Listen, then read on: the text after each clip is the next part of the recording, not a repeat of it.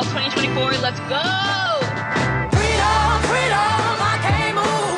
Freedom, cut me loose. Tonight, we're calling on people from across our great country who are fired up for Vice President Kamala Harris. After an electrifying Democratic National Convention, Kamala Harris raised record-breaking campaign donations, became a viral sensation, and then the world watched her step into her power and dominate that debate. You're not running against Joe Biden, you're running against me. In an unprecedented surge, grassroots coalition, a tidal wave of support. Black women, were you in the meeting last night? It all started the night Kamala Harris announced her candidacy. The advocacy group Win with Black Women, a collective of thousands of black women leaders from around the country, founded by Joteka Edie, hosted a Zoom call to support the campaign. Within hours, they raised $1.6 million and had so many people on the line, they almost broke Zoom, y'all. I was on Zoom with 44,000 other black women who were all focused on getting this woman to the White House. Win with Black Women was the original spark that inspired over 100 other groups to organize their own Zooms for Kamala, like Win with Black Men, White Women Answer the Call, White Dudes for Harris, Jewish Women for Kamala. Be the badass Jewesses that I know you all are. Comics for Kamala. She is the president America needs. Swifties for Kamala. First of all, I am a Swiftie. Even cat ladies for Kamala. Come on, cat ladies!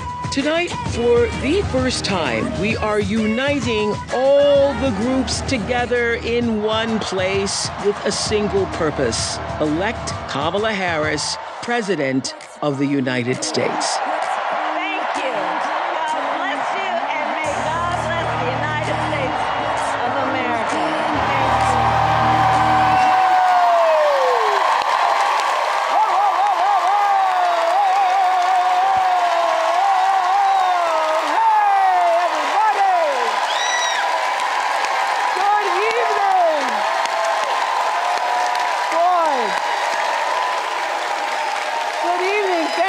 Joining us.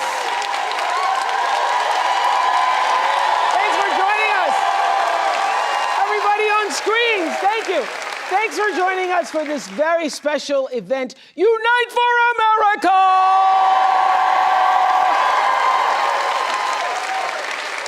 And that's exactly what we're doing live tonight, uniting from Farmington Hills in Oakland County, Michigan.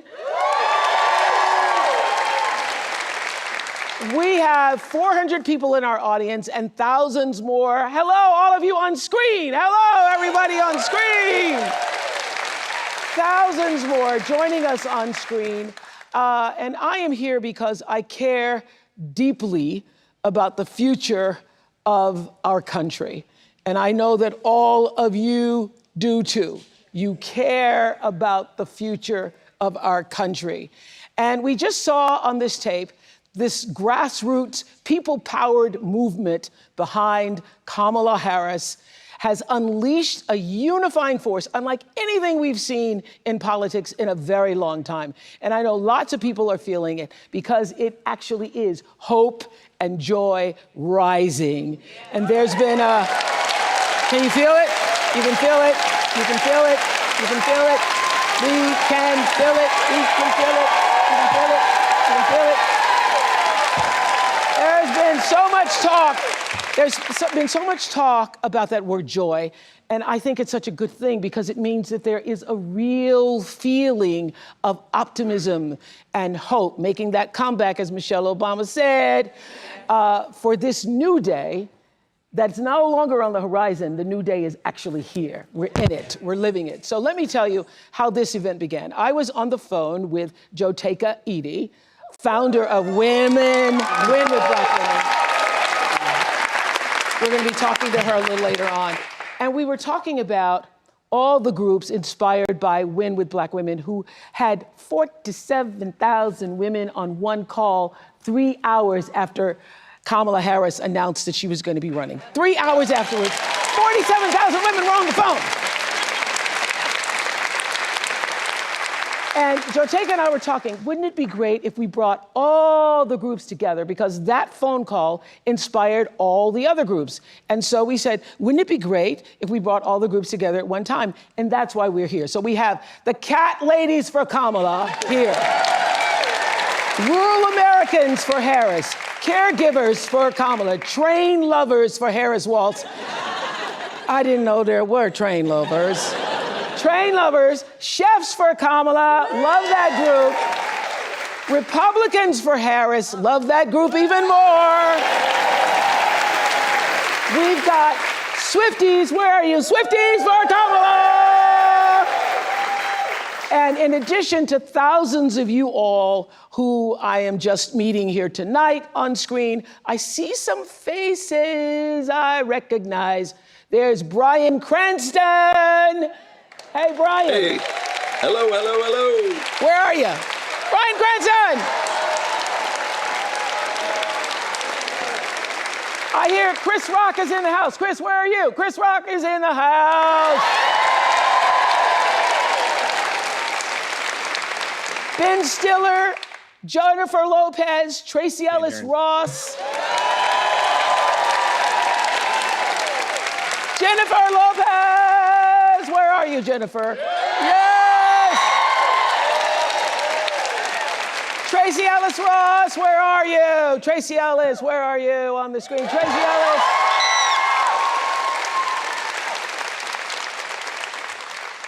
Julia Roberts, where are you?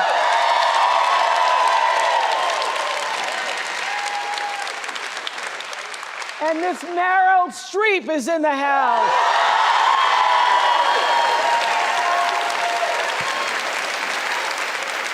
So glad to have all of you familiar faces and those of you who are not yet familiar to all of us. Okay, Bryan, so happy to have you here tonight. Bryan Cranston, what do you want to say? Why did you want to join us here tonight?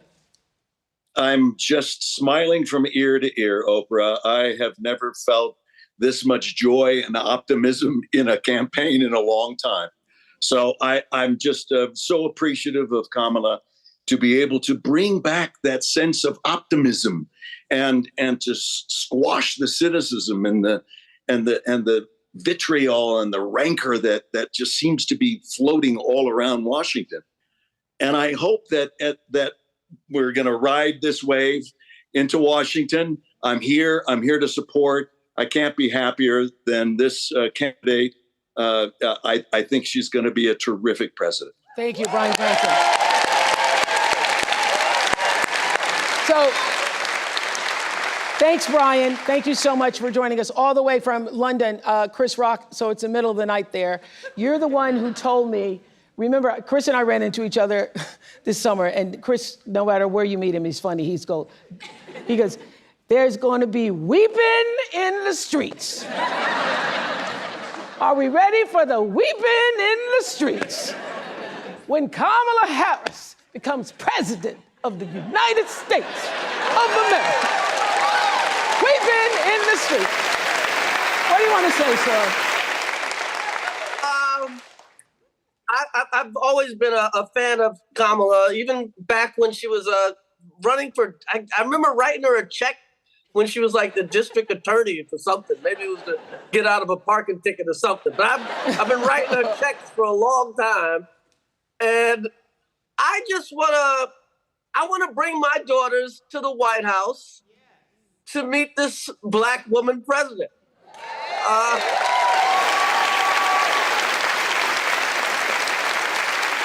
That's a reason. That's a reason. That's the reason. I think she would make a great president. And I'm ready to turn the page, man. Yeah. All the hate, the negativity, it's got to stop. Yeah, we're so sick of the negativity. Thank you so much, Chris, for being up this early in the morning in London. Thank you. Ben Stiller. Ben Stiller, I heard you were on the Comics for Kamala, and so I want to know where all the comics Kamala?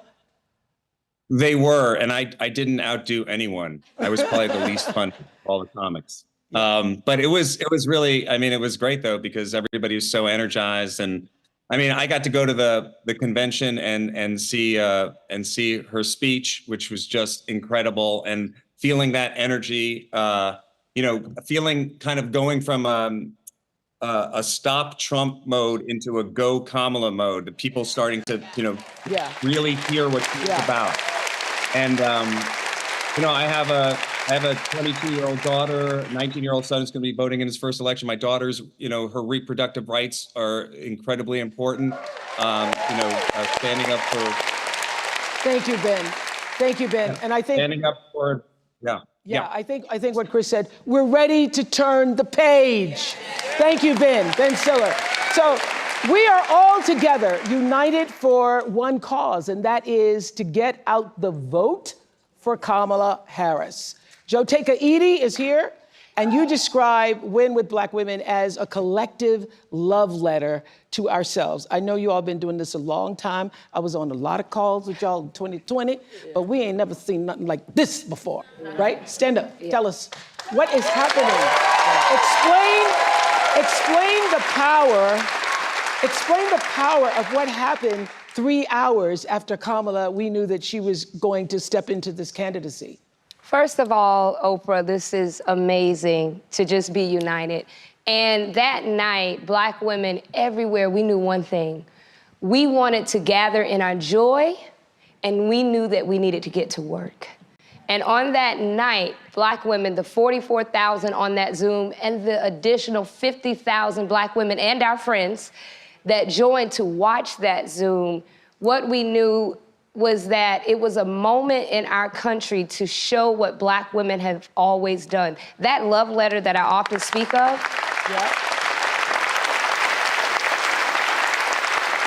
That love letter is a letter that started years before any of us in this room, you, myself, were even born. And it started by Black women years ago who knew this moment would be here. But they worked, and they knew they wouldn't see it, but one day we would. And I just think that it is an honor for all of us to be able to usher in this moment, knowing that those who watered this mighty field are now allowing us to eat of the fruit of the trees that is there. Thank you so much. And so, as I said, that call from Win with Black Women is what inspired all the other groups. So White Dudes for Harris raised a bunch of money. Lead organizer Ross Morales Roquetto is here, right? Ross? And I hear that my producer told me you've been working in politics a long time, and that really for more than 20 years, and that you said you hadn't seen anything like this. I haven't seen anything like this since 2008, when President Obama was elected. And when he got elected, it was about a newness and a hope. This time, it's about an exuberance and an excitement that you only get from hard-fought wins and hard-fought losses and knowing what's at stake. And that's why we're not going back. That's why we're not going back. We're not going back.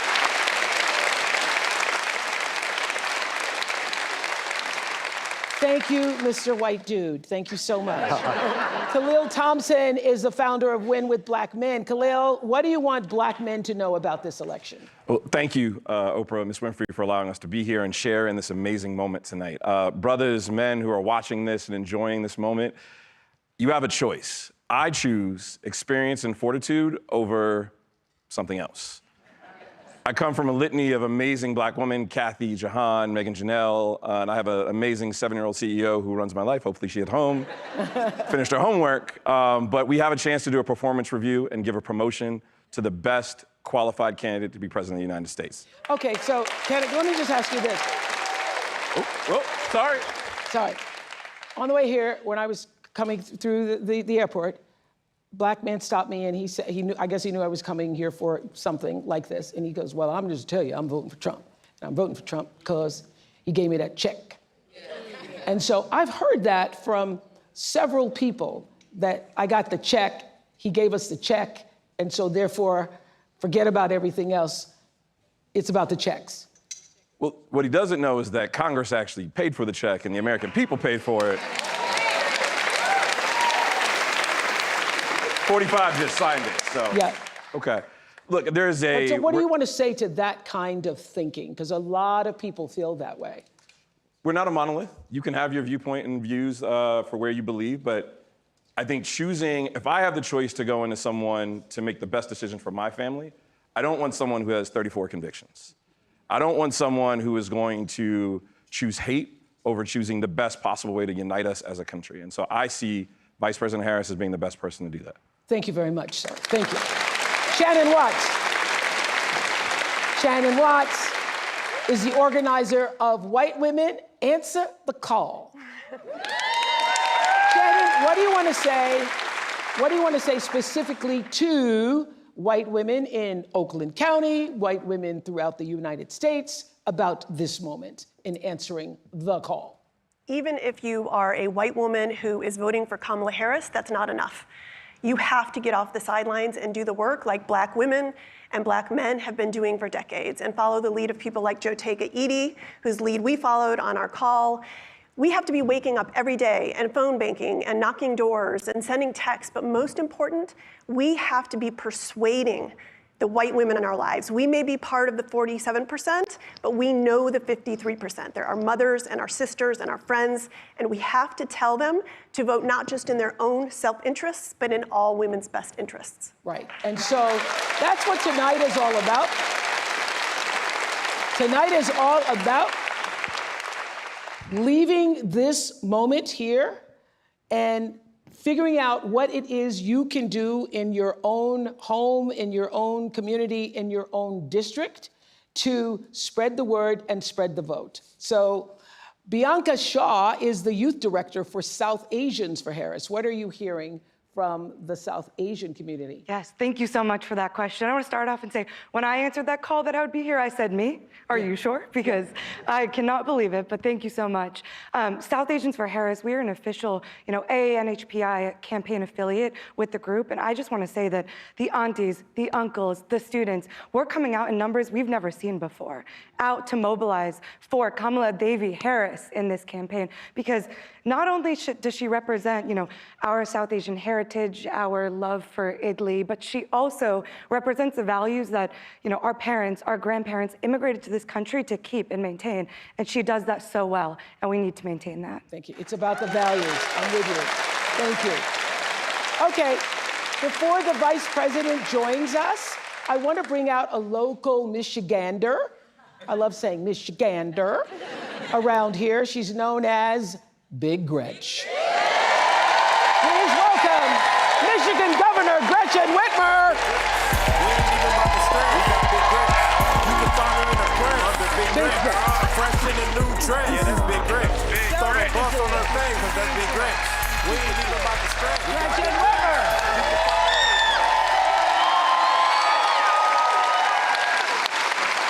We're so happy to be in your state. Thank you. I'm glad you're here. Yes, and we want everybody who can vote, obviously, to vote, but it's very important for women. So what do you want to say to women? Well, this is going to be a big, close race. Michigan is always tight. We know we're feeling good, but we got to translate that feeling into action. We deserve a leader who is strong and kind. It's not mutually exclusive. And that's why I think this moment is so important for all of us today, but for our kids and future generations too. There's so much at stake here, from our individual reproductive freedom to the ability to get ahead and make a good living and take care of your family. That's all on the line this election. Yes, strong and kind. Yes. Isn't that a notion? And what can Michigan do to help get Kamala Harris to the White House? I think we've got to do the hard work. In 2016, we were short 11,000 votes. That's 2 votes per precinct, which tells you that a conversation you have with a loved one or a neighbor or a fellow parishioner, whomever in your life you can talk to, we've got to do it. Do something, as Michelle Obama said at the convention. Well, this is what we're doing tonight. We're doing something. Thank you for allowing us in your Thank you. state. Thank you so much. Thank you so much. Have a seat there. Thank you. Right there.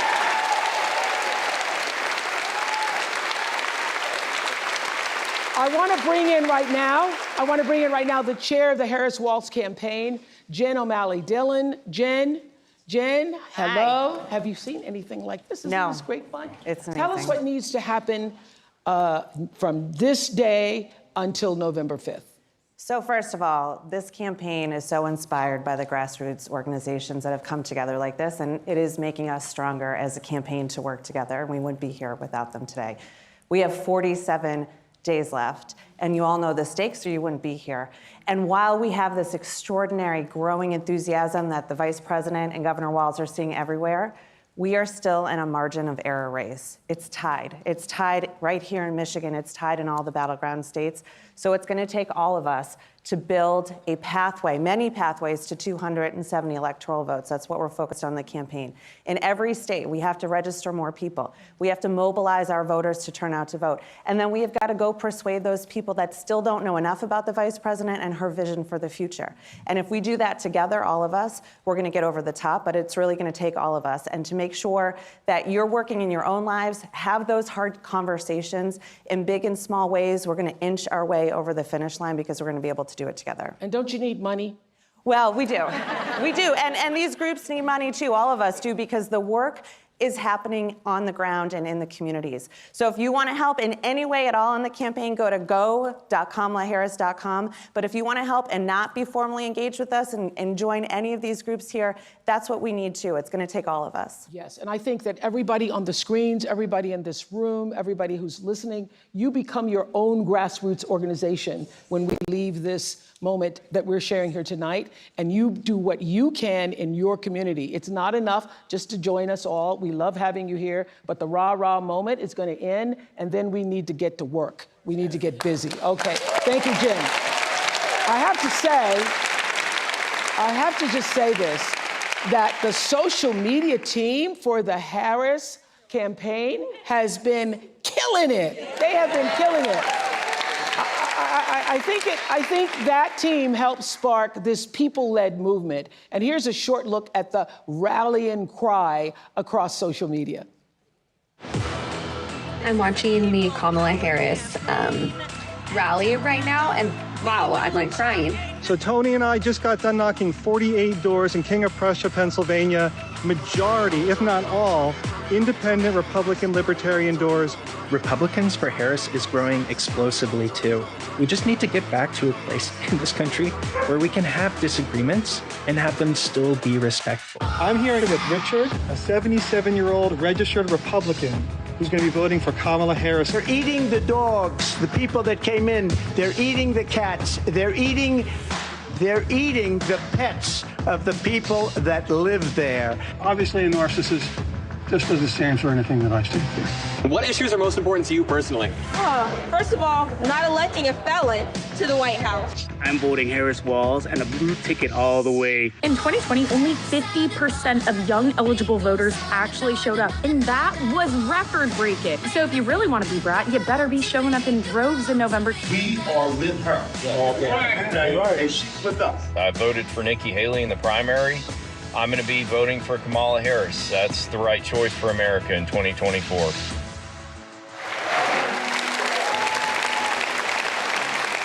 Let me tell you, it is about character, and it's about decency and respect, and all the things that we were raised to believe about what it means to be an American citizen and pursue the American dream. And if that is important to you, I hope, whether you are a Democrat or a Republican or somewhere in the middle, you will choose to vote your values, because values are on the line in this election.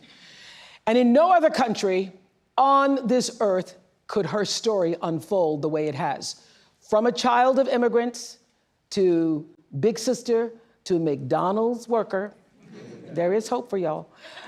District attorney, a wife, and mamala, to senator, to vice president. Please welcome Kamala Harris.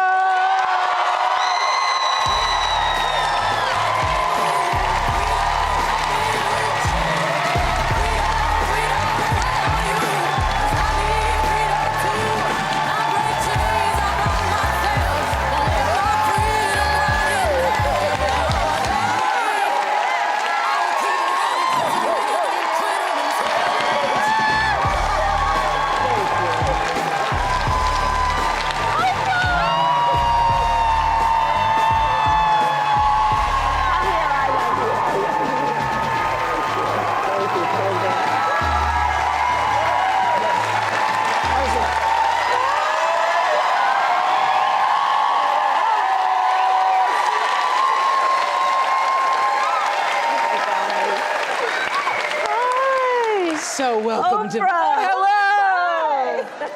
Madam Vice President. Hello. Welcome to Michigan. It's so good to be back. And Governor, thank you for everything you are and everything you do for this state. Thank you. Well, thank you. Can you see this? We have 1,000 screens here representing people from all over the country. Hi, everyone. Can you feel? Can you feel? Can you feel it? Can you feel the joy rising in here? I can, and I have to tell you, there's so much that I love about our campaign because it really is about the people. And I look around at these screens, Oprah, I look at who's in the room, and this is America. This is. This is America. You know, I was saying with a group of friends earlier, I think in this moment where we've dealt with so much that I think is quite exhausting around powerful forces that would try and divide us and try us to have us as Americans pointing fingers at each other. Yes. That this movement that is about reminding each other that we have so much more in common than what separates us is so critically important. And this is about the strength of who we are as Americans. And this movement that we're in about, as I like to say, seeing in the face of a stranger a neighbor. Yes, yes, right? yes, yes. An extension of love thy neighbor, that you literally in the face of a stranger see a neighbor. Yes. And approach each other with that level of dignity and grace and kindness. Well, that's exactly what happened with the Win with Black Women. I know you've known Joe Taker for many years. Thank you, my dear. That's exactly what happened. He started it. They had this big call. They had the big it's call. Your fault. They had the big call and then said, let's open the door. Yeah. Let's open the door and invite everybody else in, and everybody actually came. Organically. Yes. Organically. Like, this is the beauty of our country. You know, there's so much at stake in this election. And ultimately, the question before us is, what kind of country do we want to live in? And the beauty of a democracy, as long as we can hold on to it, the beauty of a democracy is each of us has the power. Each of us has the power to answer that question. That's right. Everybody on this call and beyond has the power. But can I just start with this? Yes, please. I have to say this because in all of my private conversations, Gail, and I've said this 100 times, and everybody is saying it, you all have said it, I know you have. It seems to us that something happened to you the moment Joe Biden, President Biden, stepped aside and withdrew his candidacy, that a veil or something dropped and you just stepped into your power? I mean, literally, looking at you at a speech like the week before, which was a great speech, very nice. And then the next week, I saw you walking in the thing. And I said, what happened to you? You know, we each have those moments in our lives where it's time to step up. Time to step up. Time to step up, you know? Well, the moment you heard, I mean, I really have been saying to people, it felt like a veil dropped and you sort of stepped through that veil. Did you feel like that? I felt a sense of responsibility, to be honest with you. And with that comes a sense of purpose. But I mean, we're all here and you all are taking time out of your busy lives, everyone here, everyone on the screen, because there really is so much at stake. You know, I have spent the majority of my career being concerned about the well-being of other people. Yeah. As I've said, in my career as a prosecutor, I never looked at a victim or a witness and asked them, are you a Republican or a Democrat? The only thing I ever asked them is, are you okay? Are you okay? I know when I heard that. You know? Touch me. And traveling this country and knowing what is at stake in terms of fundamental freedoms, what's at stake in terms of fighting against hate and those efforts to divide us. And I do know that I'm in a position to do something about it. So I felt a great responsibility. And the incredible power of the people, right? Who I'm not the only leader in this. We're all leaders in this. This is so much bigger than me. It's about who we are as Americans.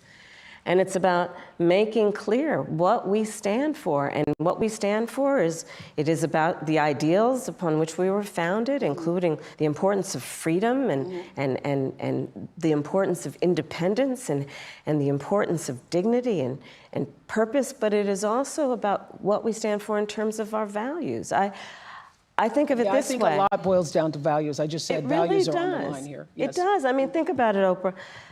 The idea that some would suggest, and that my opponent suggests, which is that the measure of the strength of a leader is based on who you beat down. Come on. The real measure of the strength of a leader is based on who you lift up. And it's important for us absolutely to articulate that. You know, ever since the debate, we feel for our fellow citizens in Springfield. Do you not think about the fellow citizens in Springfield, Ohio, the Haitian families, the non-Haitian families, everybody having to deal with this lie that has endangered the lives of Haitian people and anybody who looks Haitian? Everybody in America feels for that. And everybody in America, left, right, middle, has concerns about immigration. And I'm told that Justin, where are you in the audience? Justin. Hello. In our audience. Hello, Madam Vice President. You live in Michigan. Yes, ma'am. Don't love saying hello, Madam Vice President. I do. What's your question? It's an immigration question. My question for you is, when you become president, what would be your specific steps? Yeah, of course. What would be specific steps to strengthening the border? So it's a wonderful and important question. You know, my background was as a prosecutor, and I was also the elected attorney general for 2 terms of a border state. So this is not a theoretical issue for me. This is something I've actually worked on. Okay. I have prosecuted transnational criminal organizations for the trafficking of guns, drugs, and human beings. I take very seriously the importance of having a secure border and ensuring the safety of the American people. Sadly, where we are now can be traced most recently back to the fact that when the United States Congress, members of the Congress, including some of the most conservative Republicans, came up with a border security bill. And here's what that border security bill would have done. It would have put 1,500 more border agents at the border. Let me tell you, those border agents are working around the clock. It would have just been about giving them some support and relief, which is probably why the border agents actually endorsed the bill. It would have allowed us to stem the flow of fentanyl. And I'm looking at people from all over the country here, so I don't need to tell the folks who are watching this what fentanyl has done to families, to kids in our country, and the need to take seriously stemming the flow coming into our country and addressing that extraordinary and tragic issue in terms of its effect. The bill would have allowed us to have more resources to prosecute transnational criminal organizations. And it would have been part of the solution. And Donald Trump called up those folks and said, don't put that bill on the floor for a vote. He blocked the bill, and you know why? Because he'd prefer to run on a problem instead of fixing a problem. And he has put his personal political security before border security. Because understand, even in the intervening months, what that bill would have done to give support to folks who care about this issue. And this again gets to the point about what does leadership really look like? And is it about you or is it about the people? Right. Is it about running on problems or fixing problems? My work and my career has always been about saying, let's fix problems. Let's address the needs, because we know it's within our capacity to do that. So to answer Justin's question, now that that bill has gone and hasn't passed, will you reintroduce that? Absolutely, and when I am elected President of the United States, I will make sure that bill gets to my desk and I will sign it into law. Thank you, Justin. Thank you, Justin. Listen to this. A majority of young Americans, 18 to 34, say that the cost of living is their top issue ahead of the election. Let's take a look. Groceries are extremely expensive right now. I don't understand how people are affording life right now. For so many Americans, the high cost of living is their top concern this election. Rach, we have $435 to last us till the end of the month. Okay? What? In Philadelphia, Rachel and Garrett say they have to watch every penny. When I think of middle class, I think about people who are able to just get up and go and do things within their means and like not extravagant things, but be able to get up and go to dinner whenever they want, or maybe take that trip, that long weekend trip. We don't have that luxury. By a long shot, her tax plan is phenomenal, no glaze. Kamala Harris just delivered her new economic plan, and boy, oh boy, is it good for small business owners. Holy shit, you guys. Kamala Harris is going to announce tomorrow a $25,000 tax credit for first-time home buyers. When I am elected president, I will make it a top priority to bring down costs and increase economic security for all Americans.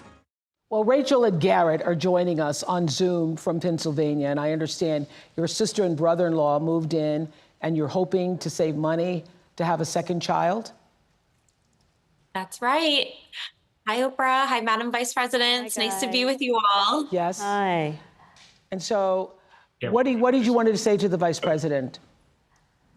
So, Madam Vice President, we are, like many, many young Americans, just experiencing a very high cost of living. We ended up giving up our apartment, moving in with our parents who were so gracious to take us in for over a year so that we could save money and ultimately buy a home, because that's what we thought the American dream was, to get married and buy a home and have a baby. And now here we are, and our mortgage is incredibly higher than what we thought it would be. And my sister and our brother-in-law are living with us right now so that they can hopefully one day do the same. And while it's beneficial for us because they help us pay off some of our mortgage, it's also beneficial for them because they can save on cheaper rent. But we really would love to know what your plan is to help lower the cost of living. Yeah, first of all, thank you both for being here. And yours is a story I hear around the country as I travel. And in terms of both rightly having the right to have aspirations and dreams and ambitions for your family, and working hard and finding that the American dream is, for this generation and so many recently, far more elusive than it's been. And we need to deal with that. And there are a number of ways. One is bringing down the cost of everyday necessities, including groceries. So that's why I'm taking on, for example, price gouging. Which is when, most companies and corporations are good, but for those bad ones, they take advantage of people, especially during a pandemic or extreme weather, and they end up jacking up prices, and there needs to be accountability and consequence for that. So I'm going to be taking on price gouging. But it's also about dealing with what we need to do around home ownership, right? So as someone mentioned during this film, look, I grew up a child of a mother who worked very hard. She raised me and my sister, and she saved up, and by the time I was a teenager, she was able to buy a home. And we grew up actually for a long time in an apartment on top of a child care center that was owned by the woman we called our second mother, because she helped my mother raise us. And she was a small business owner, Miss Shelton. So I'll bring all this together to tell you, the way I think about it is, one, when people work hard and have a dream of buying a home, we should give you the opportunity to be able to do that, which is why part of my plan is for first-time homeowners, buyers, to have a $25,000 down payment assistance to buy your first home. Because people just need to be able to get their foot in the door, and then you'll do the hard work. Part of my plan is what we need to do to support small businesses, because my second mother was a small business owner, and I love our small businesses and our small business owners. They are not only business leaders, they are community leaders. They mentor, they hire locally, and we have so many entrepreneurs in our country who have great ideas, incredible work ethic, but not necessarily access to capital, because not everybody, like my opponent, was handed $400 million on a silver plate that he filed bankruptcy 6 times on. And so part of my plan is to give startup small businesses a $50,000 tax deduction to start up their small business. Right now it's $5,000. Nobody can start a small business with $5,000. So that's part of my plan. That's a teeny-tiny business. That's a business in teeny-tiny business. It's a concept of a business, right? Yes. You know where I'm going. That's right. And it's still on paper with the $5,000. Right. It's still on paper. It just hasn't happened, right?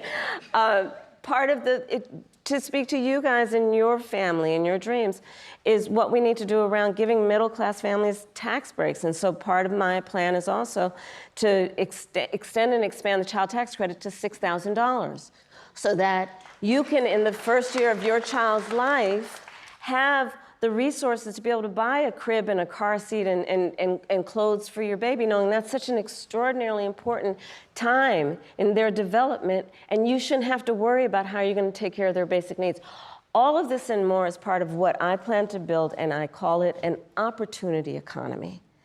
And it's basically about creating opportunities, knowing so many people have the ambition, have the aspirations, are working hard, but just need opportunity to reach their goals and their dreams. I saw you smiling with that $25,000 credit for the home. I saw that smile on your face and the $6,000. Thank you all so much. I want to just introduce to Shelby, who's also in our virtual audience. Thank you guys. Shelby from Virginia, who's also struggling with the cost of living. Tell us your story, Shelby. Why? Hi, Madam Vice President. Hi, Oprah. I'm 24 years old. I'm a graduate student living with my parents, and I want to move out next year and potentially buy a home. And I'm concerned about the affordability of one with the extra costs and bills that I'm paying now, along with the bills and costs I will pay in the future too. And so everything just has a cost and everything is so expensive. And so I'm worried about my capacity and how I'm able to fully support myself once I do live independently. You sound like one of my daughter girls from South Africa graduated. She was like, I hate adulting. I hate adulting. This adulting isn't going so well. Yes. Well, so first of all, congratulations on all the success you've already achieved. And it is your story and the story of our friends before you is really, that's the American story, right? You are working hard, you have goals, you have ambitions. And so part of it is, again, the $25,000 down payment assistance. Part of it is what we need to do to also push back against a very different vision for our country. Because look, in this election, there are 2 very different visions for our country. One, for me, that is focused on the future, including you, and another that is focused on the past. What Donald Trump, what my opponent plans on doing for the economy is doing what he did the last time he was president and giving another tax break for billionaires and the biggest corporations that would add $5 trillion to our deficit. And get this, he plans on doing what I call a Trump sales tax, which is basically he's going to put a 20% tax on everyday necessities that economists have estimated will cost the average American $4,000 more a year, which is why Goldman Sachs, which is why Moody's, which is why Wharton School of Business, which is why 16 Nobel laureates have collectively determined, after analyzing our plans, 1, mine would strengthen the economy, his would weaken it. 2, that on his plan, he would actually blow up inflation and invite a recession by the middle of next year. So when you think about the cost of living, my approach is about lifting you up. His would be about actually weakening our economy. And I feel very strongly when an individual, when a small business, when a family, when the middle class is strong, America is strong. Amen to that. Amen to that. Thank you, Shelby. Thank you, Rachel and Garrett. So the Harris campaign kicked off the Fighting for Reproductive Freedom bus tour to support the fundamental right for women to make decisions about our own bodies. And here is a short tape on that. I did something that nobody thought was possible. I got rid of Roe v. Wade. After Roe v. Wade was overturned, Tennessee put forth a ban immediately that banned all abortion with no exceptions. Abortion bans are not pro-life. They are pro-poverty and pro-inequality. It's been over 2 years since a 5-4 ruling by the Supreme Court ended Roe versus Wade, the landmark case that provided nearly 50 years of abortion rights across the United States. Since then, abortions have been banned in over a dozen states. Many women and doctors say the limits on reproductive rights have forced them into unimaginable situations. These policies do not reflect evidence-based medical practice. They do not keep my patients safe. According to the gender equity policy, women who live in states where abortion is banned are up to 3 times more likely to die during pregnancy, during childbirth, or soon after giving birth. I nearly died, all because of Donald Trump's Supreme Court justices overturning Roe v. Wade. So for the millions of you who watched the Democratic National Convention, you will remember Hadley Duvall telling her incredibly powerful story. And in case you didn't see it, here's just a brief look. Growing up, I was an all-American girl. Varsity soccer captain, cheerleading captain, homecoming queen, and survivor.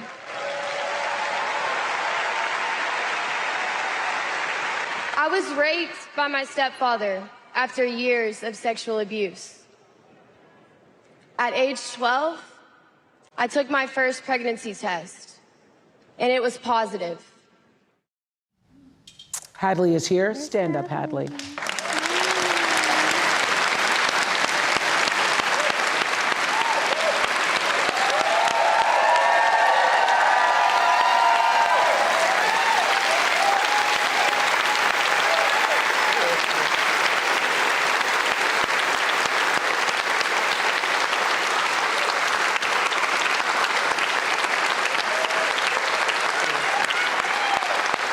I can tell you, we are all standing up because we are so impressed by your courage to stand up and share your story.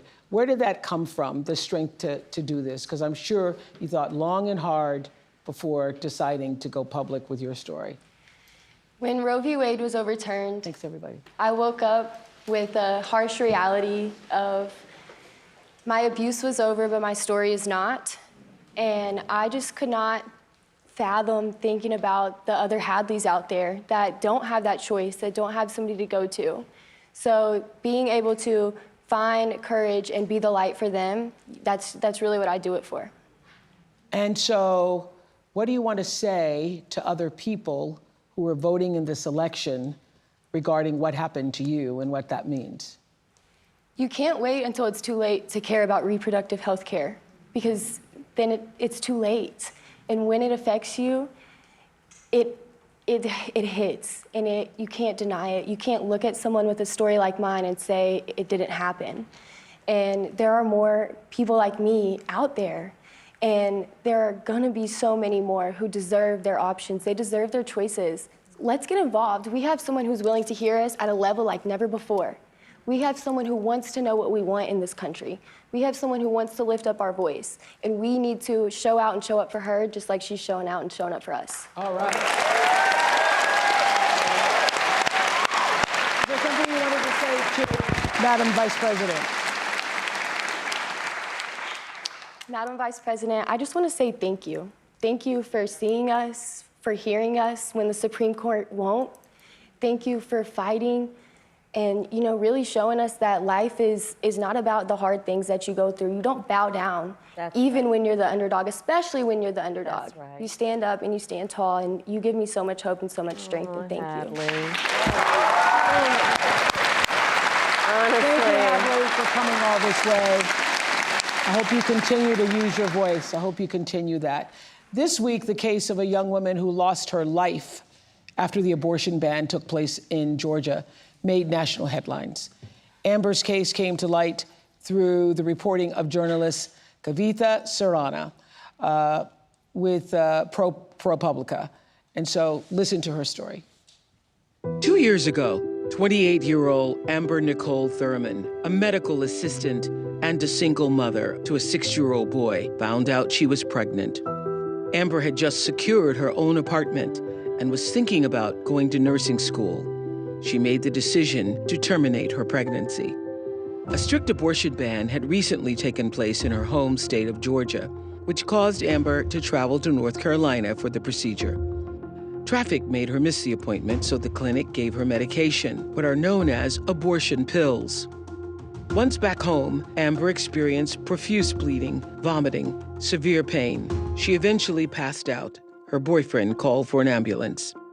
At the Georgia hospital, Amber's condition deteriorated quickly. In a rare occurrence, it was discovered her body had not expelled all the fetal tissue and an infection was spreading. Official Georgia State medical expert analysis of her case says Amber should have received a life-saving D&C, but doctors waited 20 hours before deciding to take her to surgery. Amber's blood pressure had taken a dive. Her organs had started failing. In the operating room, her heart stopped. On the way to surgery, Amber's last words to her mother were, "Promise me you'll take care of my son." Amber's mother, Shanette, and older sisters, CJ and Andrika, are here, and they wanted to be here tonight to speak out for the first time. Ms. Shanette, what do you want us to know about Amber's story? Initially, I did not want the public to know my pain. I wanted to go through in silence. But I realized that it was selfish. I want y'all to know Amber was not a statistic. She was loved by a family, a strong family. And we would have done whatever to get my baby, our baby, the help that she needed. When ProPublica came to my home, I pushed them away. No, but Kavitha, she was persistent. She said, it was something that you needed to know. You have to hear me. Women around the world, people around the world need to know that this was preventable. 2 years later, after speaking with my daughters, because I lost strength, I lost hope, you're looking at a mother that is broken. Mm-hmm. The worst pain ever that a mother, that a parent could ever feel. Her father and myself and the family, you're looking at it. Well, we appreciate so deeply you being here. And we're all watching you hear that tape and those words. We know how re-traumatizing that is and the strength it takes for you to be here to tell your story. And we deeply appreciate it. And I have to ask you, as her sisters, how are you coping? And what does knowing that this could have been prevented, how does that sit with you? How do you cope with that on a daily basis? I mean, it's heartbreaking. You know, that was my baby sister. I loved my baby sister, you know. I'm beyond hurt, disappointed. I feel guilty. I wish I could have helped her, you know, because she was suffering. Mm-hmm. And we had no idea. We trusted them to take care of her, you know. Mm-hmm. And they just let her die because of some stupid abortion ban. They treated her like she was just another number. Mm-hmm. They didn't care for her as if, you know, she was their daughter or their, you know, granddaughter. Yeah. You know, and she's not here. She'll never come back. Yeah. Andrika, what do you want to say? I want to say that it's very disheartening that my sister was allowed to suffer for 20 hours. She suffered. It was nothing that we could do to help her. We trusted the healthcare professionals to do their job and save her, but they failed her. Well, I think the most powerful thing that you've said here, Ms. Jeanette, is that your daughter is not a statistic. She had a life. She was loved by her sisters, loved by her family, loved by those who knew her, and she's not just a statistic. And we are happy to speak her name tonight in this room, talking about what this country needs in terms of reproductive rights and freedom. What do you want to say, Madam Vice President? I'm just so sorry. And the courage that you all have shown is extraordinary, because also you just learned about how it is that she died. And they just recently learned, yes. How? Yeah. And Amber's mom shared with me that the word over and over again in her mind is preventable. Yeah. Preventable. That word keeps coming to her. Mm-hmm. And this story is a story that is sadly not the only story of what has been happening since these bans have taken place. And, you know, so just to step back in terms of how we got here, the former president chose 3 members of the United States Supreme Court with the intention that they would overdo the protections of Roe v. Wade. Mm-hmm. And they did as he intended, and in state after state, including yours, these abortion bans have been passed that criminalize healthcare providers. In a couple of states, prison for life, Oprah. Prison for life in a couple of states for a doctor or a nurse who provides health care. And so it seems very apparent even when the mother's life is in danger. But see, here's the problem with that. Here's the problem with that. So is she on death's door before you actually decide to give her help? Mm-hmm. That's the problem. Is that what we're saying? Yeah. That you've got to prove you're on death's like door. Like literally a doctor or a nurse has to say, she might die any minute, better give her now care. Mm-hmm. Because otherwise I might go to prison for life in some cases. Mm. Think about what we're doing in terms of saying that certain people who are in these state houses, and then starting with the former president of the United States, think they're in a better position than a doctor or a nurse to determine when their patient needs medical care. This literally, and Amber's story highlights the fact that among everything that is wrong with these bans and what has happened in terms of the overturning of Roe v. Wade, it's a healthcare crisis. It's a healthcare crisis that affects the patient and the profession. And going back to Hadley's story, and Hadley, you've been so remarkable in telling your story and being so strong in the way you do it. And both of these stories really, I mean, the courage for it out of pain, for you to tell these stories to help other people is just extraordinary. And Hadley, you've been so remarkable. You know, Oprah, I don't know if you know this, but when I was in high school, I learned that my best friend was being molested by her stepfather. Yes, we heard that story on the DNC. Yeah. Yes. And you had the courage then to go to her and say, you've got to come to our house. And she came to stay with us. I called my mother, she came to stay with us. And the idea that these same legislators who would be saying, you know, criminalize healthcare providers are also saying that after a person's body has been violated, that they have no right to make a decision about what happens to their body next? That's immoral. Yeah. I think it's not just immoral. But here's what I want to say.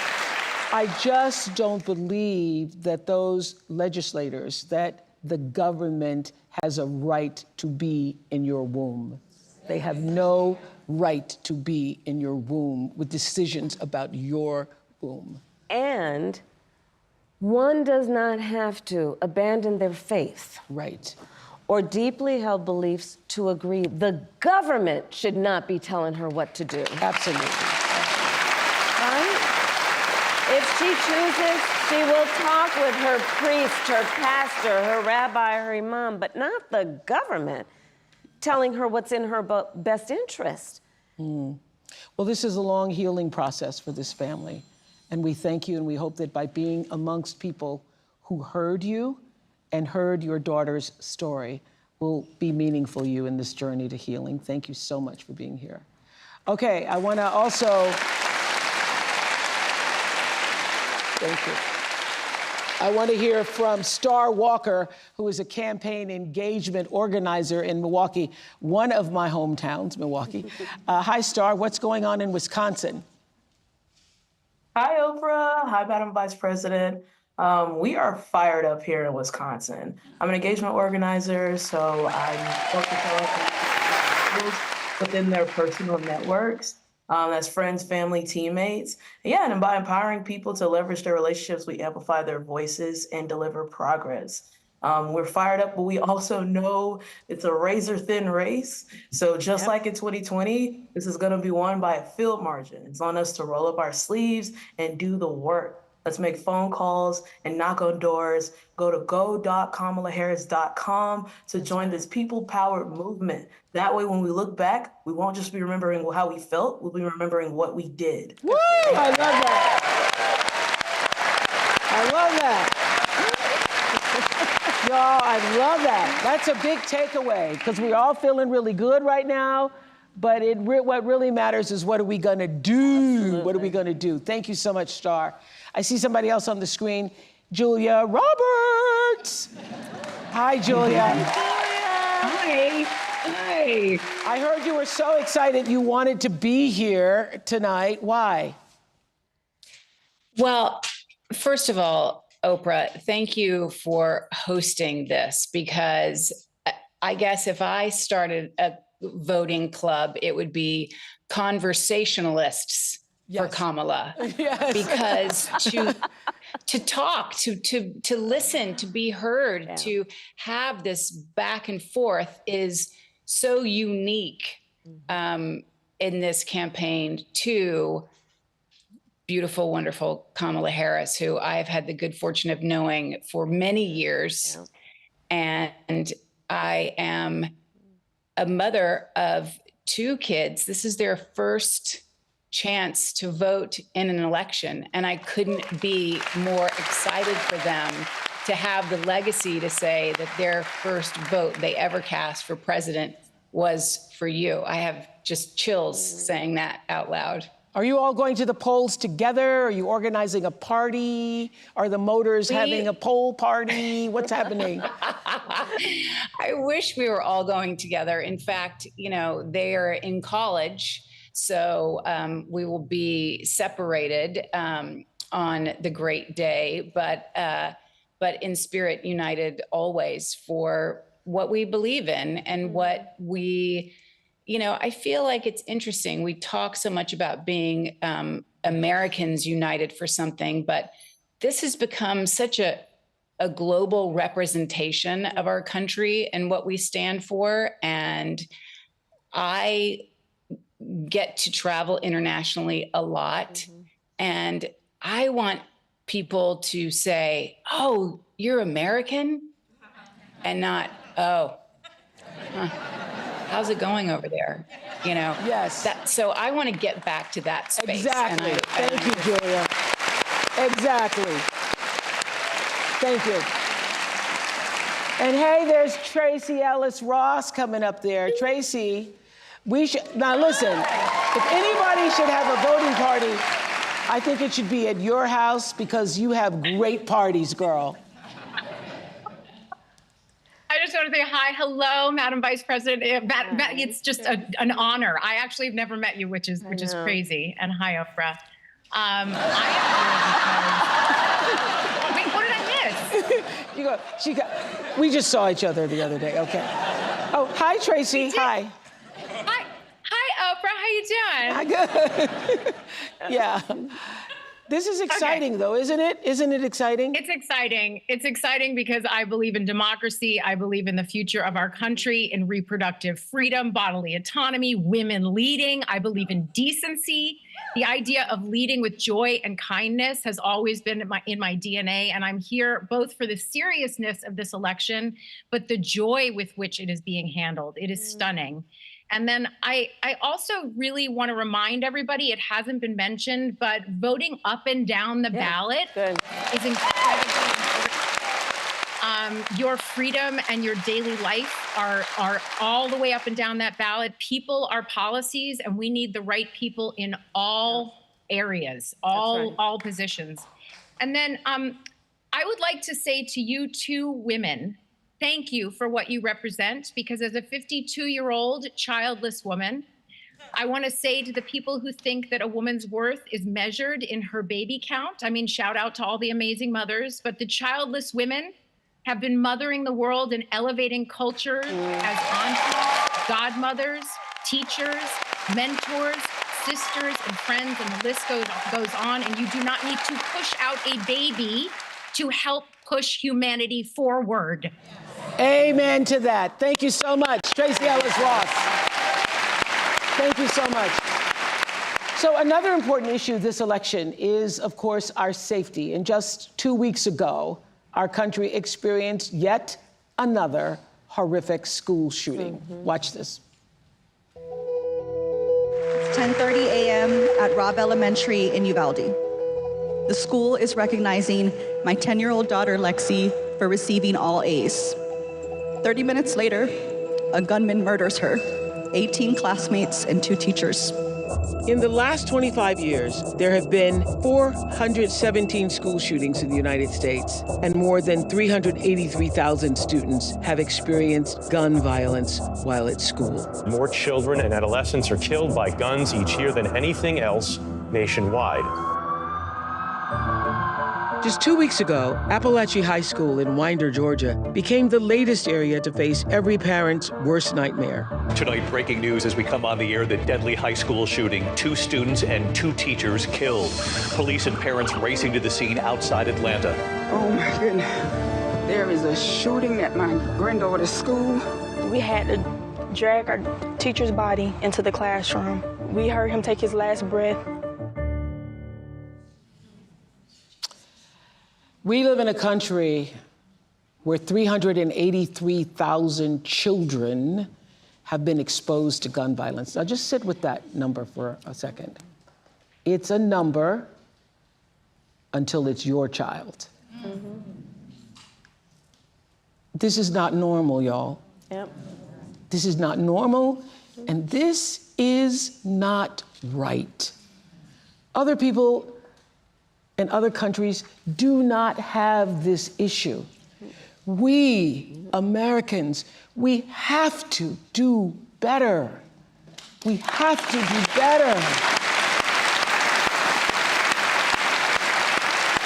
We cannot continue to just settle for our thoughts and prayers. Lives are being destroyed. 15-year-old Natalie Griffith and her parents, Doug and Marilda, are here. And Natalie, we are so sorry to know that you too have been added to that number because you were in algebra class when you were shot twice by a 14-year-old fellow student. We're so glad that you lived to tell your story. And so how are you tonight? Well, before that thing, the video, I was very happy. I still am very happy to be here and to tell my story and what happened, because it was a terrible thing, and it should not have. What's it called? Where were you shot? Where were you I was physically shot? Right here on my shoulder, and then around here. Right wrist. I was saying that my wrist. 383,000 students in our country, the United States of America, have been exposed to violence that same scene that you experienced in your school? Had you all been having, drills or preparation for what should happen should there be a shooting? I've had intruder drills and fire drills and stuff. In my old schools, we've had a fire drill at Appalachia, but it was the first 2 months of the school year. We hadn't had an intruder drill yet, so we weren't even completely sure where to go in the classroom. We all just, I remember being like huddled. So I was watching your mother, even just when that tape was coming on. It's still very much PTSD, very much traumatic. You're still reliving it. And how has it been for you? How were you notified that there was a shooting at the school? I was notified by a friend. She called me, I was at work. And she called me and she said, do you know about the shooting? With the school that she goes to, the Appalachia. I said, no, I don't. And then she said there was a shooting at the Appalachia High School. My heart just dropped. My heart just got so heavy and I could not stop.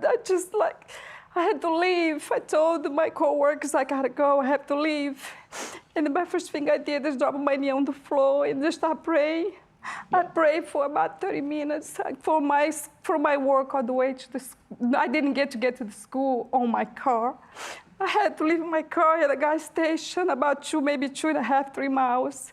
And I walked on foot and I ran because my heart was so heavy. I couldn't get in touch with my daughter.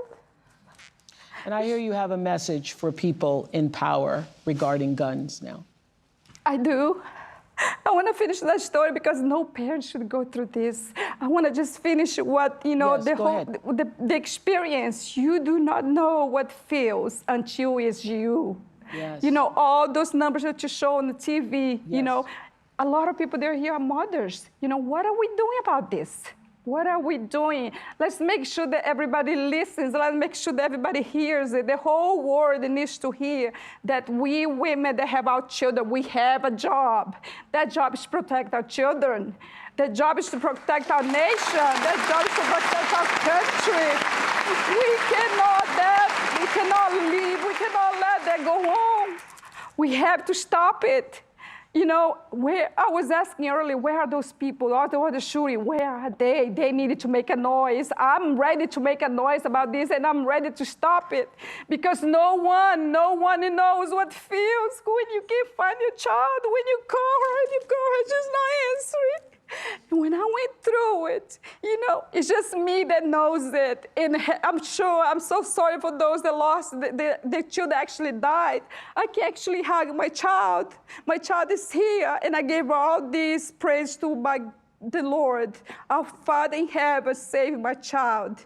But the other two mothers, they lost their kids, and the other teachers that died. Those people are suffering like I'm suffering. I'm very sorry for them. I'm very sorry that they lost their loved ones. And you have a message for the people in power. Yes, the people in power. Let's make it a change. Let's make it happen. Let's let's just not hear about this. Who wants to just hear about this? We gotta change it. We gotta make it happen. And Doug, I hear you're not a registered Democrat, but you now say it doesn't matter what side of the aisle you're on when it comes to this issue. What change do you want to see now that it has affected your family? Common sense, I think the first step would just be metal detectors in schools, make a budget, make a plan. And the people that say, well, we've never really done stuff like that before, I don't care. They didn't have metal detectors at airports at one time. They didn't have metal detectors at courthouses. I think that if a child knew that he would get caught, the likelihood of him trying would be, there may be another target, but it wouldn't be us having to worry about schools being hardened. Yeah. Yeah. I think that Doug has said it so eloquently, which is we just need to apply common sense. And look, I think for far too long on the issue of gun violence, some people have been pushing a really false choice to suggest you're either in favor of the Second Amendment or you want to take everyone's guns away. I'm in favor of the Second Amendment, and I'm in favor of assault weapons bans, universal background checks, red flag laws. And these are just common sense. These are just common sense. I thought it was so powerful at the convention when you said you have guns. No, at the debate. At the debate, I'm a gun owner. Tim Walz is a gun. I did not know that. If And I thought somebody that was breaks in powerful. my house, they're getting shot. Yes, yes, I hear that. I hear that. Probably should not have said that. But my staff will deal with that later. But you have been a gun owner for a while. Yes, I have. Yes. But here's my point, Oprah, is that I'm not trying to take everyone's guns away. I believe in the Second Amendment, but we have to agree that, look, I did last fall a college tour with college-age young people, so I also did trade schools. And packed audience every time in their auditorium, and I would ask, please raise your hand if at any point between kindergarten and 12th grade you had to endure an active shooter drill. Almost every hand went up. It was bone-chilling. Yeah, this is the way our kids are living. Yeah. And think about it. You know, I grew up, we had fire drills only. Well, I grew up in California, we also had earthquake drills, but the fact that our children are sitting in a classroom where they should be fulfilling their God-given potential and exploring the wonders of the world, and some part of their brain realizes somebody could bust through that classroom door with a weapon, with an assault weapon. And let's all agree that the trauma, so many children, even those who have not directly experienced the tragedy. Just being in the environment. Being in the I environment. cannot tell you the number of young people who, I mean, our kids had active shooter drills. They're concerned that there might be somebody who would kill them while they are at school. This is not the sign of a civil society, and it doesn't have to be this way. It does not have to be this way. But we need to have the courage to act. I mean, look, my opponent, when he was told and knew about a shooting of a young girl, you know what he said? Get over it. Get over it. No, we're not getting over it. No, and to the point, everyone should have a sense of collective responsibility for the children of our community. Yes. And understand their right to live and be safe. I have personally prosecuted homicide cases. I know, I've seen autopsies. I've seen what these weapons do to the human body. And we've got to agree that, in particular when we're talking about something like an assault weapon, it's literally designed to be a tool of war. It has no place on the streets of a civil society. It's designed to kill a lot of human beings quickly. And there are things we can do. I mean, thankfully, over the last 3 years, we've done some, but it is common sense. It just seems like common sense we would see this. We would see this. I think and so. I think that the majority of Americans agree with you that we do not want assault weapons in the hands of children and other people who have no business with those types of weapons. Right. We know this is true. So we thank you, Natalie, and your family for being here.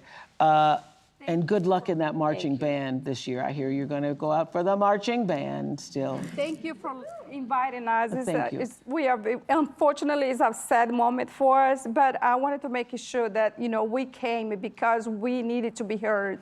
And we needed to, change has to be made, and we're ready to fight for this. Thank you. Thank you. Okay, we want to hear what's going on in another battleground state. Tracy is a regional organizing director in Nevada. Tracy, tell us how things are going for you. Hi. Hi, everybody. I'm Tracy Lee, a regional organizing director in Nevada. I am the Silver State this year because there's so much on the line. From healthcare to lowering costs, these issues impact all of us. My team and I have been building relationships with voters across this state because here in Nevada, we know that enthusiasm alone does not win campaigns. Organizing does. So all of you watching tonight can become organizers, whether you talk to your sister, a roommate, or a grandparent about why you're so excited to vote for Vice President Harris. You are organizing and energizing other supporters. So please go to go.kamalaharris.com to find ways to help and enjoy the rest of tonight's event, and let's get to work. Let's get to work. Let's do something.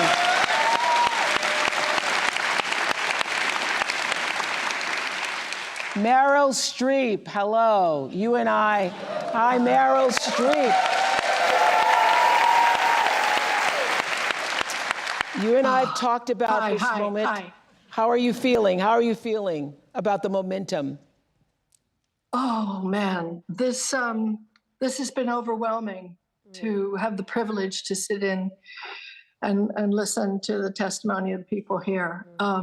Hello, President Harris. Not yet.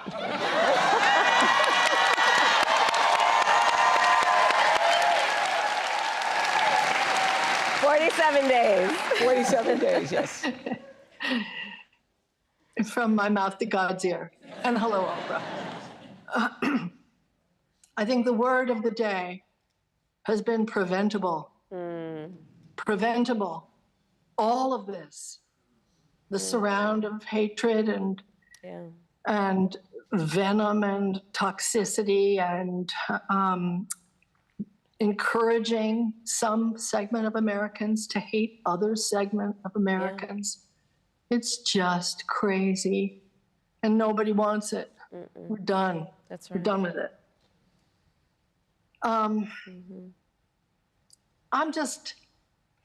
I wanted to ask you, I can't believe I have this opportunity.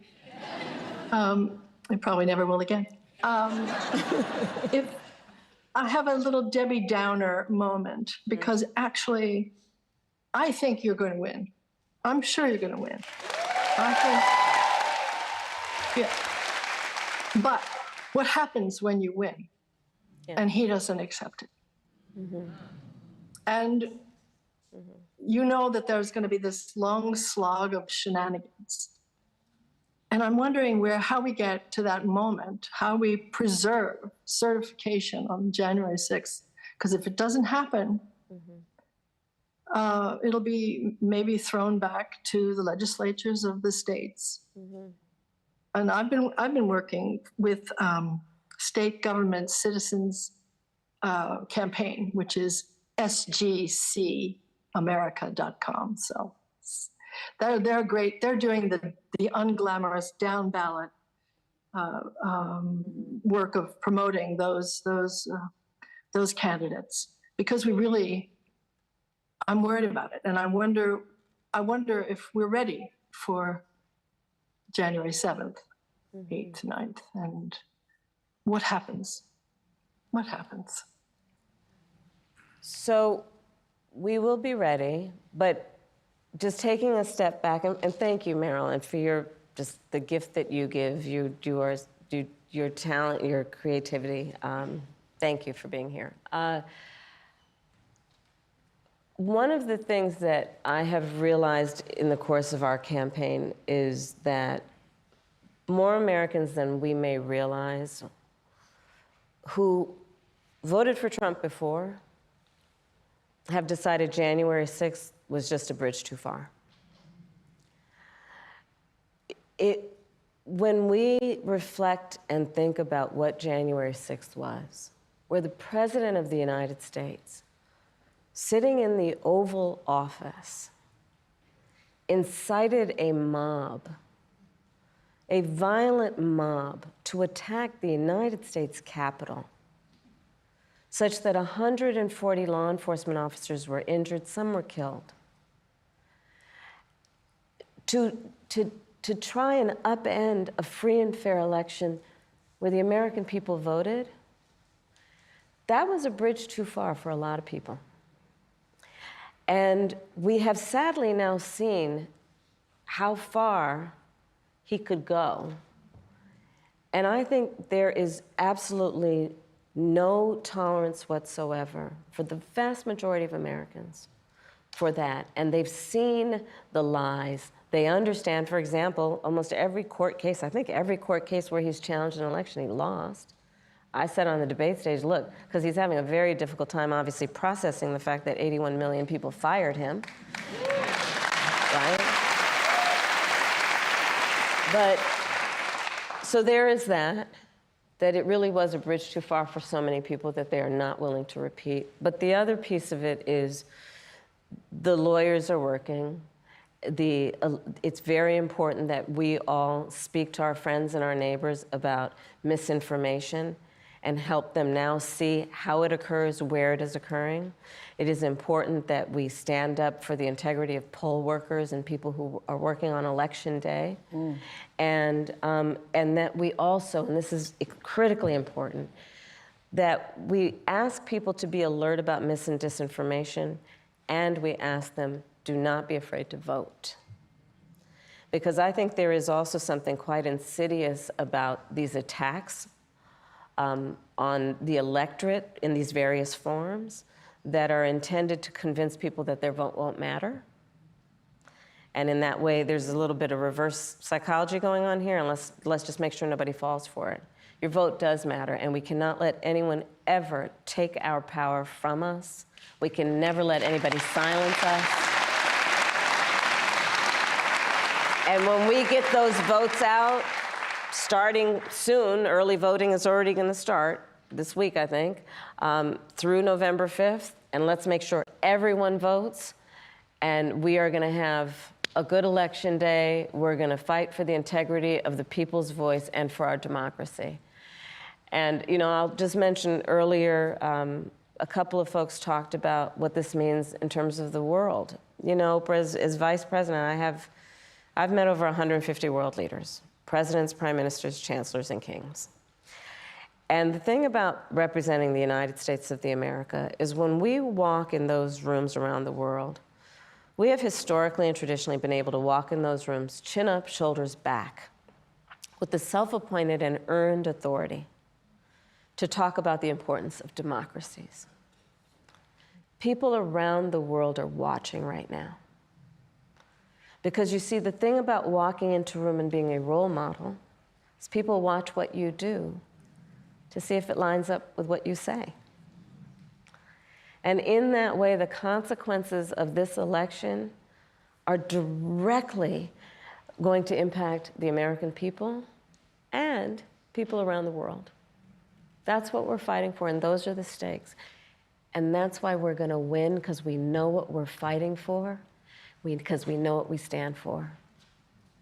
Thank you, Meryl. So, thank you, Meryl. What is on your heart to say to the American people as we have 47 days until November 5th? What's on your heart? To say to particularly those people who are still undecided, or maybe indifferent, or on the fence still? We love our country. I love our country. I know we all do. That's why everybody's here right now. We love our country. We take pride in the privilege of being American. And this is a moment where we can and must come together as Americans, understanding we have so much more in common than what separates us. Let's come together with the character that we are so proud of about who we are, which is we are an optimistic people. We are an optimistic people. Americans, by character, are people who have dreams and ambitions and aspirations. We believe in what is possible. We believe in what can be. And we believe in fighting for that. That's how we came into being.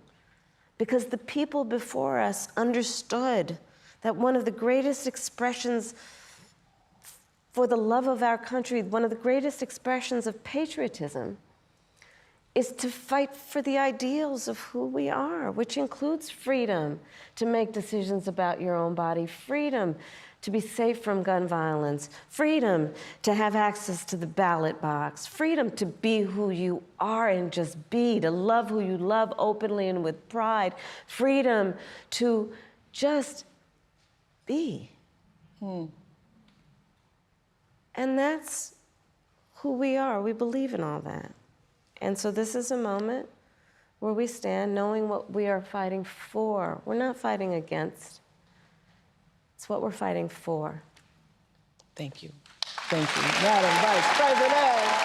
Thank you. And I want to say, thank you, Madam Vice President. I also want to say, thank you, Joe Taker. Thank you, Joe Taker. Who started the gatherings on Zoom and all of the grassroots. Now, each of you listening tonight, you become your own grassroots organization to go forward and do something, coming together for the largest Zoom call we've all ever had. Thank you so much. And I just want to say, for all of you watching who are still on the fence, you're in the middle, you're independent, as I am, or whether you're just still don't know what you're gonna do. This is the moment for all decent people, all caring people who want the best for yourself and you want the best for other people. This is the moment for people who are tired of all of the bickering and all of the name calling, people who are exhausted by the craziness and the made up stories and the conspiracies. This is the moment. You want to get on with your life because you know that we can do better and that we deserve better. You know this. I know you know this. I know you feel this. I know this is what you're saying amongst yourselves. It's in all the conversations that we're having, that you're having. And we're better than this. We're better. We're better. And we want to create a world where our children will be safe in school again. And as my friend and mentor Maya Angelou always said, when you know better, you got to do better. Thank you. So let's do better and vote for Kamala Harris. Thank you to all of our special guests. Thank you for sharing your stories, for being here, Ms. Shanat. Vice President Harris, we thank you. We hope you keep fighting for us and the country we deserve to have. Thank you so much. Thank you.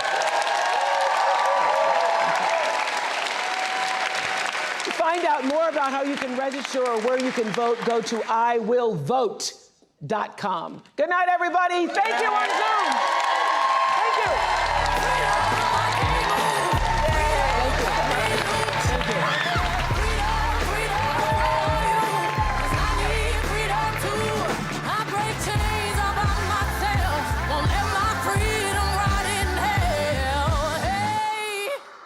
I'ma keep on running.